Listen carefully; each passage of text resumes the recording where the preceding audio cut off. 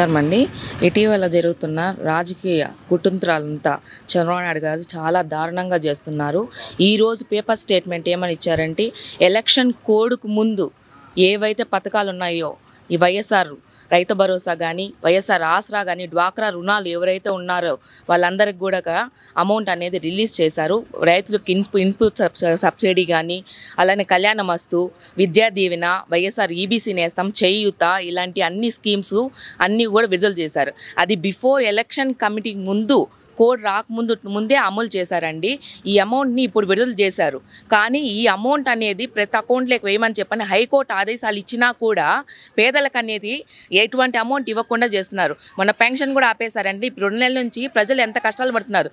చావులకి అంతా దీనికంతా కూడా అని అలా పవన్ కళ్యాణ్ గారు అలానే చంద్రబాబు నాయుడు గారు దీనికి కారణమయ్యారండి. బ్యాంకులు వేసారు. బ్యాంకులకు పోలేక వాళ్ళు కాగితం రాసుకునే లేని పరిస్థితిలో ఉన్న వాళ్ళు ఇక్కడికి వచ్చి మేము ఇల్లు ఇస్తున్న వాలంటీర్ వ్యవస్థ వచ్చి అలాంటి మంచి ప్రభుత్వాన్ని తీసుకొచ్చిన మా జగన్మోహన్ రెడ్డి గారిని తప్పులు పెడుతూ ఆయన పెట్టిన పథకాలనంతా కూడా ఇళ్ళకి చేర్చకుండా అమ్మ పెట్టదు అడక తిన్నదు అన్నట్టు ఆయన ఒక అమ్మగా ఉండి మాకు అన్ని స్కీమ్స్ అన్ని అందజేస్తుంటే విద్య చదువుకునే స్కాలర్షిప్లు కట్టుకొని పిల్లల్ని చదివించుకుంటున్నారండి పేదలుగా ఉండేవాళ్ళు.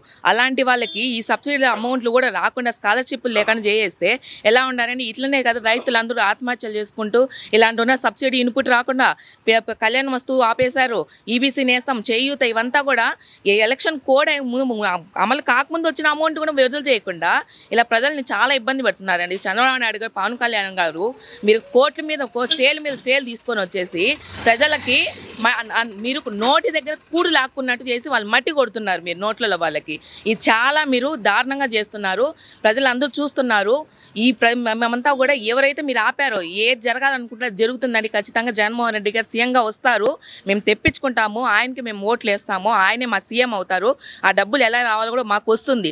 మీరు ఇలా దారుణంగా చేయడం అనేది చాలా పద్ధతి అయితే కాదండి.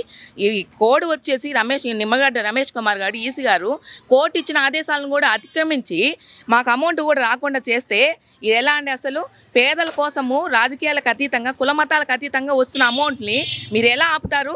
ఇదంతా ప్రజలకు అన్యాయం చేస్తున్నట్టు కాదా? మీరు ఇలా చేయడం చాలా అన్యాయం అండి. మేము మా జగన్మోహన్ రెడ్డి గారిని సీఎంగా తెచ్చుకుంటాము, నిరూపిస్తాము. చూస్తా ఉండండి మీరు ఇట్లనే. మా పిల్లోళ్ళు చదువుకి జగనన్న వేస్తా ఉన్నాడు. ఇప్పుడు 3 విడతలు పడింది, ఇది 4వ విడత పడాల్సింది. అయినా దాన్ని కూడా రాకుండా ఆపేసినారు.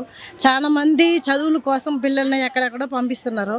ఈ డబ్బుని నమ్ముకునేసి చాలా మంది చదివించినారు. కాలేజ్ కానీ పిల్లోళ్ళు ఎల్కేజీ, యూకేజీ, 10th స్టాండర్డ్ వరకు చదివిస్తూ ఉన్నారు. అంటే మన జగనన్న మనకు సహాయం చేస్తారని నమ్మకంతో మేము పిల్లలను కూడా స్కూల్కి పంపిస్తూ ఉన్నాము, కాలేజీ పంపిస్తూ ఉన్నాము.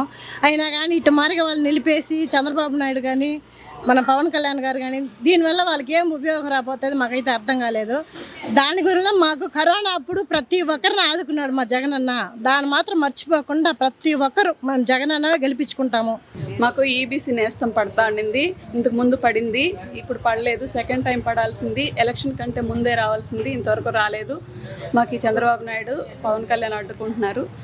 ఓసీ వాళ్ళు ఇంతకు ముందు ఎవరు గుర్తించలేదు. ఇప్పుడు గుర్తించి మాకు ఈబీసీ నేస్తం పడాలని ధన్యవాదాలు. జరుగుతున్న అన్యాయాలు, రాజకీయ కుతంత్రాలను మేము ఖండిస్తున్నాము. మాకు వైఎస్ ఆసరా 4 సంవత్సరాలుగా 3 సంవత్సరాలు పడ్డది. ఇప్పుడు 4వ సంవత్సరం బటన్ నొక్కినా కానీ మాకు పడడం లేదు. ఈరోజు కోర్టు ఆదేశాల మేరకు కోర్టు ఇచ్చినా కానీ ఈసీ నిరాకరించారు. ఇది చాలా అన్యాయము, దుర్మార్గము. చంద్రబాబు నాయుడు గారు చేసేది, పవన్ కళ్యాణ్ గారు చేసేది. ఇలా చేస్తే మేము బుద్ధి చెప్తాము. మళ్ళా సీఎంగా జగన్మోహన్ రెడ్డిని గెలిపించుకుంటాం. మా డబ్బులు మేము తెప్పించుకుంటాం.